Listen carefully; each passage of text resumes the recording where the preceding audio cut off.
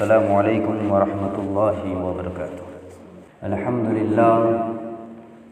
للہ نحمده ونستعینه ونستغفره ونؤمن به ونتوکل علیہ ونعوذ باللہ من شرور انفسنا ومن سیئات اعمالنا من يهده الله فلا مضل له ومن يضلل فلا هادي له ونشهد ان لا اله الا الله وحده لا شريك له ونشهد أن سيدنا وسندنا ومولانا محمدا عبده ورسوله أما بعد فقد قال تبارك وتعالى في القرآن المجيد والفرقان الحميد فأعوذ بالله من الشيطان الرجيم بسم الله الرحمن الرحيم إن الصلاة تنهى عن الفحشاء والمنكر وقال تبارك وتعالى في القرآن المجيد والفرقان الحميد بسم الله الرحمن الرحيم قل إن الصلاة ونسكي ومحياي ومماتي لله رب العالمين وقال النبي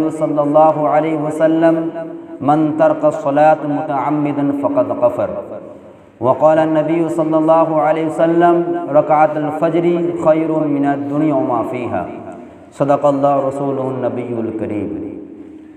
یہ طائر لا ہوتی اس رزق سے موت اچھی، یہ طائر لا ہوتی اس رزق سے موت اچھی، جس رزق میں آتی ہے پرواز میں کوتاہی۔ میرے معزز سامعین کرام، بزرگوں، عزیز ساتھیوں، اللہ تبارک تعالیٰ کا بے پناہ احسان و فضل ہے کہ اللہ جل جلالہ اما نوالہ نے ہمیں اور آپ کو دنیاوی لبسات سے، دنیا کی آزمائش سے، دنیا کی مکر و فریب سے بچا کر اپنے بارگاہ میں جمعہ جیسے عظیم الشان، جمعہ جیسی پاک اور پوتر جو دنوں میں سب سے اعلیٰ افضل دن ہے، اس دن میں ہمیں آپ کو اپنے بارگاہ میں آنے کی توفیق عطا فرمائی ہے۔ اس لیے اللہ کا شکر ادا کرتے ہیں، کیسا الحمدللہ الحمدللہ۔ اللہ تبارک تعالیٰ ہمارے آنے کو اور بیٹھنے کو اور کہنے اور سننے اور سنانے کو اللہ تبارک تعالیٰ اپنے بارگاہ میں قبول فرمائے، آمین۔ میرے معزز سامعین کرام، اسلام کی بنیاد 5 چیزوں پر ہے، ہمیں آپ کو بارہا سنتے ہیں اور جانتے ہیں۔ نمبر 1 عقائد ہے، جس کو کلمہ یا ایمان سے تعبیر کیا گیا ہے، یعنی پہلا ہے ایمان یعنی کلمہ، اس کے بعد نماز، روزہ، حج، زکوٰۃ۔ 5 اسلام کی بنیاد میں سے ہے۔ کتنی چیزیں ہیں؟ 5 اسلام کی بنیاد میں سے ہے۔ ان میں سے سب سے پہلا ہے کہ ایمان یعنی اپنے عقیدے درست رکھنا۔ نمبر 2 ہے نماز، جو آج انشاءاللہ تعالی نماز کے بارے میں کچھ باتیں بتائیں گے، جس کے بارے میں ہمیں آپ کو اس کو غور سننا ہے اور عمل کی نیت سے سننا ہے۔ دوسرا نمبر بات بتانا ہے کہ مسجد میں داخل ہونے کا کیا آداب ہے۔ بہت سے حضرات اپنے اختیار سے نا علم ہونے کی وجہ سے کرتے ہیں اچھا، لیکن وہ اچھا بلکہ کیا الٹا ہو جاتا ہے، گناہ مل جاتا ہے۔ تو سب سے پہلی بات ہے کہ اللہ تبارک تعالیٰ نے ہمیں اور آپ پر 5 نمازیں فرض کی ہیں۔ ایک دن میں، دن رات میں 5 وقت نماز فرض کیا گیا ہے، بالغ مرد اور عورتوں کے لیے۔ پہلے امتوں میں یہ ترتیب نہیں تھا، پہلے امتوں میں 2 وقت نماز فرض تھی، ایک فجر کی نماز، دوسری نماز ظہر کی، وہ بھی 2 رکعت، 4 رکعت نہیں، 3 رکعت نہیں۔ الحمدللہ ثم الحمدللہ، اللہ تبارک تعالیٰ نے آپ علی نبینا علیہ الصلوۃ والسلام کو معراج میں بلا کر 5 وقت نماز دی، اور 5 وقت پڑھے گا تو اللہ تعالیٰ خود فرما دیا اپنے حبیب کے ذریعے کہ 5 وقت نماز پڑھے گا تو اس کو 50 وقت کا ثواب دیا جائے گا۔ سبحان اللہ۔ اللہ تعالیٰ ہمیں آپ کو نماز کی قدر کی توفیق عطا فرمائے، آمین۔ دیکھیے اللہ تبارک تعالیٰ نے ہر کامیابی کو انسان کے لیے اپنے اس کے مقدم لکھ دیا ہے، لیکن اللہ تعالیٰ نے خود فرما دی ہے کہ اگر آپ کو کوئی پریشانی ہو، جیسا آج کل ہر انسان پریشان ہے پیسہ انکام کرنے کے لیے، جاب ڈھونڈنے کے لیے، نوکری کرنے کے لیے، خیر بار کیسے ہو جائے، اپنے بیوی بال بچہ کیسے خوشحالی زندگی گزارے، ہر انسان اپنے فکر میں ہے، ہونی بھی چاہیے، لیکن اس فکر کو کیسے دور کیا جائے اور اس فکر کو کیسے مکمل اور کمپلیٹ کیا جائے، اس کے لیے راستہ اور رہنمائی اللہ تبارک تعالیٰ ہمیں آپ کو کر دی ہے۔ اللہ تعالیٰ خود فرماتے ہیں یا ایھا الذین آمنوا استعینوا بالصبر والصلاۃ، اللہ فرماتے ہیں ایمان والو نماز اور صبر کے ذریعے اللہ سے مدد طلب کرو۔ کس کے ذریعے؟ نماز اور صبر کے ذریعے۔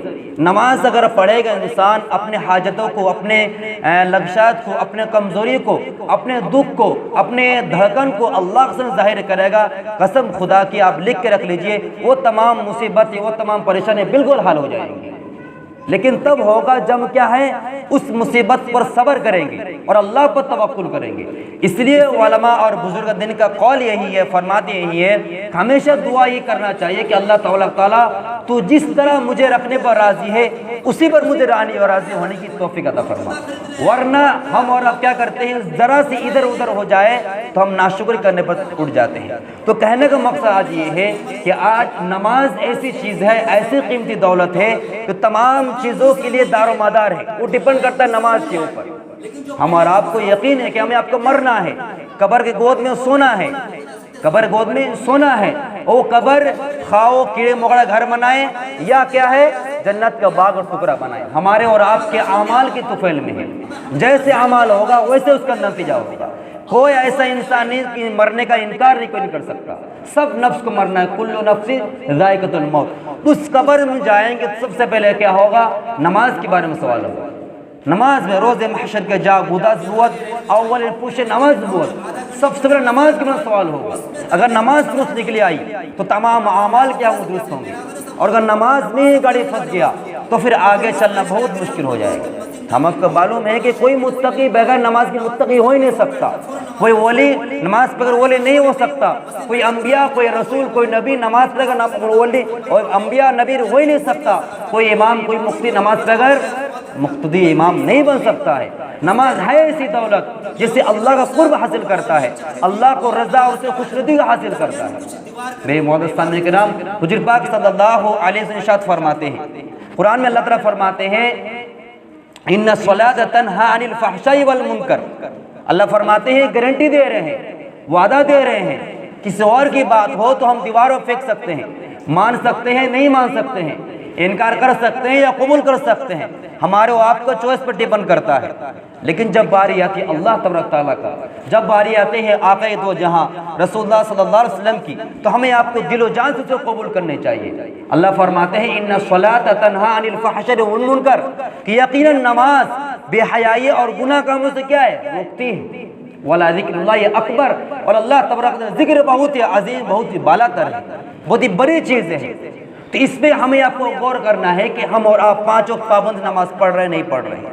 آج افسوس کی بات ہے کہ عالیشان مسجدیں ہیں، شاعر کہتا ہے نا جب مسجد تھی کچی تو پکے تھے نمازی، جب مسجد تھی کچی تو پکے تھے نمازی، اب مسجد ہوئی پکی تو کچے ہیں نمازی۔ میرے معزز سامعین کرام، 95% ہم اور آپ کیا ہے نماز نہیں پڑھ رہے ہیں۔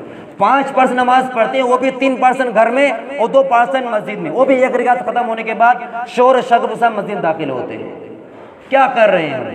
ہمیں آپ کو یقین رکھنا ہے، ہمیں آپ کو اعتماد ہے، ہمیں ایمان ہونا ہے کہ ہمیں کیا ہے مرنے کے بعد دوبارہ حاضر ہونا اللہ کا سامنے، یقین ہے نا ہمارا۔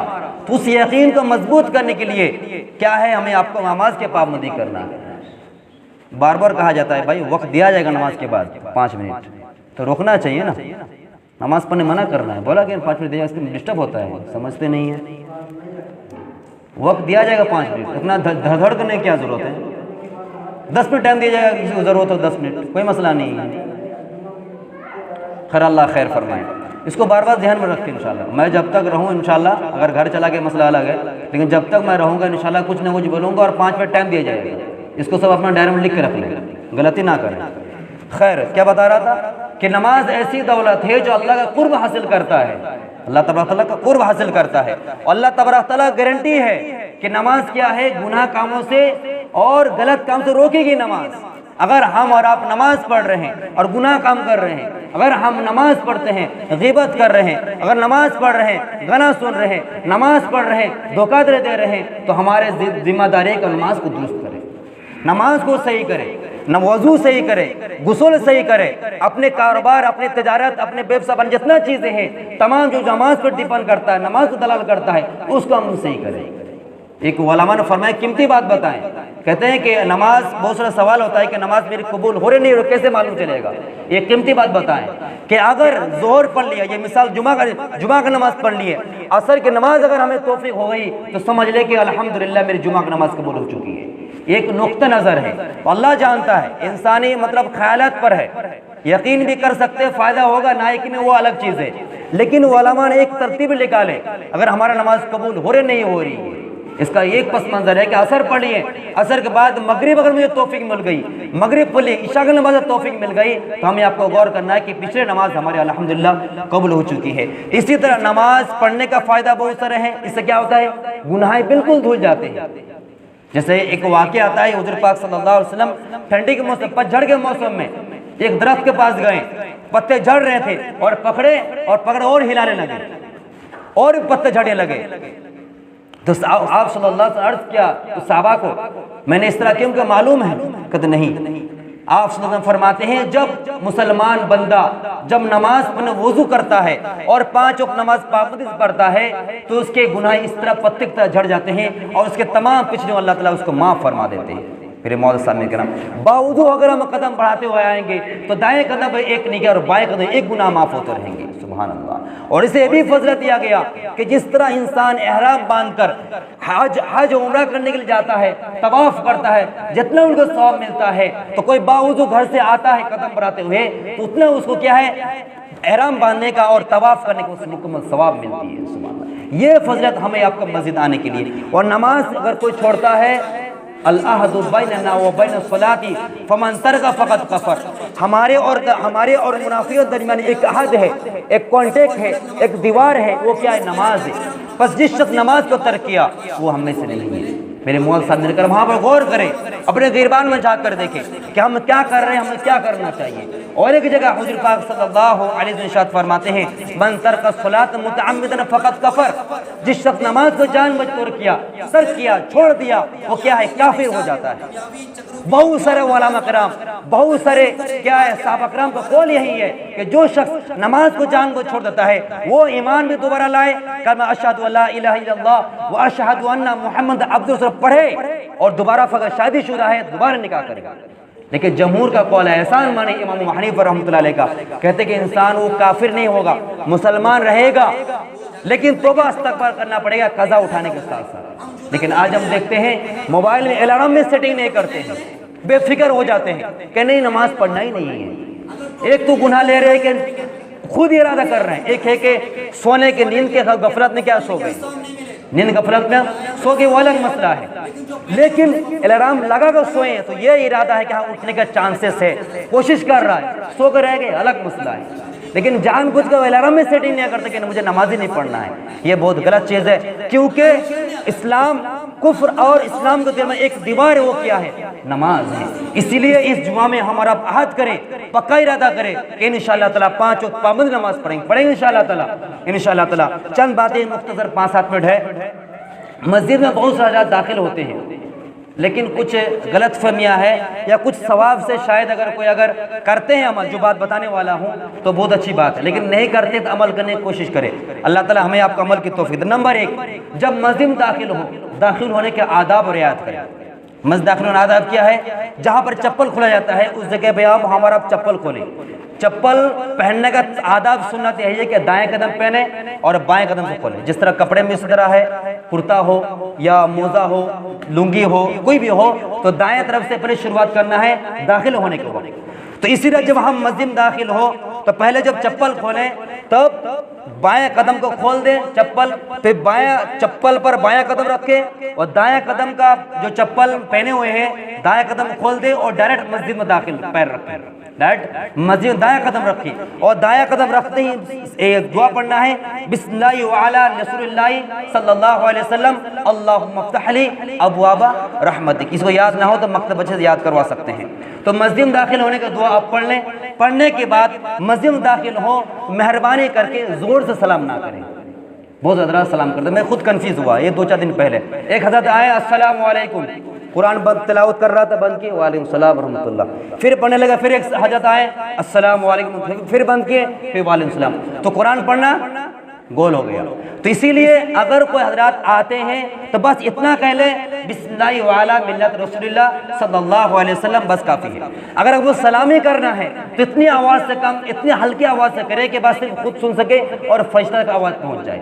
ایک بات کیونکہ اس میں اس لیے منع کیا جاتا ہے سلام کرنے منع نہیں کر رہا ہوں، یہ مت سمجھو سلام کرنے منع کر رہا ہوں، سلام کو جتنا عام کرنا عام کر سکتے ہیں، راستے میں چلتے پھرتے اٹھتے بس سب کو سلام کیجیے، لیکن مسجد میں داخل ہونے زور سے سلام کرنے ایک نقصان ہوگا، کوئی قرآن پاک کی تلاوت کر رہے ہیں، کوئی ذکر کر رہے ہیں، کوئی نماز پڑھ رہے ہیں، نماز میں ڈسٹرب ہوگا۔ اور دوسری بات ذہن میں آیا کہ فجر کی نماز یا عشاء کی نماز پڑھا رہا تھا، اسے حضرت سلام کر داخل ہو رہے ہیں، نماز میں ڈسٹرب ہو گیا، پھر میں کنفیوز ہو گیا، تو اس سے مسجد کا کیا ہوا، آداب بھی پورا ستیہ ناش ہوتا ہے، نماز پڑھنے والے بہت پریشانی سے دو چار ہوتے ہیں۔ تو اگر مسجد میں کوئی قرآن پاک کی تلاوت نہیں کرتے ہیں، نماز نہیں پڑھ رہے ہیں، ذکر اذکار نہیں کر رہے ہیں تو الگ چیز ہے، لیکن اگر کرتے ہیں تو مہربانی کا سلام زور سے نہ کریں، ایک بات۔ دوسری بات، سلام کب کیجیے گا، آپ اگر دیکھ رہے کوئی سامنے بیٹھا ہوا ہے ذکر کر رہا ہے، اس کے سامنے آپ بیٹھ گئے، وہ ذکر چھوڑ کے آپ کا متوجہ ہو گیا تو پھر بس منڈی لگا السلام علیکم کہہ دیں، اور ایسے نہیں السلام علیکم، یہ بھی غلط ہے، اس طرح بھی سلام کرنا یہ بھی غلط ہے، ہاتھ اٹھانے کا یہ کیا ہے، غیروں کا طریقہ ہے، ہاتھ اس طرح کرنا غیروں کا طریقہ، ہاں آواز اگر نہیں پہنچے گی تو اشارہ کر کے سلام کر سکتے ہیں، لیکن آداب کے سلام کرنا یہ خلاف سنت ہے، اس طرح عمل نہیں کرنا چاہیے، بدعت کا گناہ مل جائے گا۔ تو مسجد داخل ہوتے ہی سلام تب کریں جب کوئی عبادت میں مشغول نہ ہو۔